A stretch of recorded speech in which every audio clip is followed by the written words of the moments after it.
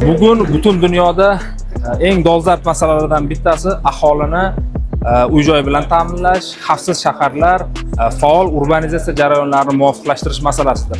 Agar raqamlarga e'tibor qaratadigan bo'lsak, bugungi kunda qariyb 300 million odam butun dunyoda birlamchi ehtiyoj, ya'ni uy-joysiz hayot kechiryapti. Shu nuqtai nazardan bugun Baku shahrida o'tkazilayotgan Butunjahon urbanizatsiya forumining ahamiyati va ko'lamini anglash qiyin emas.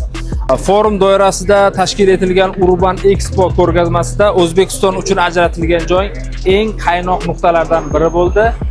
Chunki bu joyda yangi Toshkent mega loyihasining maxsus maketi hamda umuman O'zbekistonda urbanizatsiya, shaharsozlik yo'nalishida amalga oshirilayotgan ishlar, yangi O'zbekiston massivlari namoyish etildi. Bu yo'nalishda amalga oshirilayotgan ishlar haqida ma'lumotlar berildi.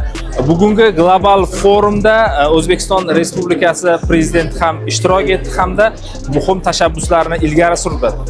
Xususan 2030-yil 15-Butunjahon urbanizatsiya forumini O'zbekistonda, ya'ni yangi Toshkentda o'tkazish hamda shaharlarning barqaror rivojlanishida mahalla institutining o'rni deb nomlashni taklif qildi.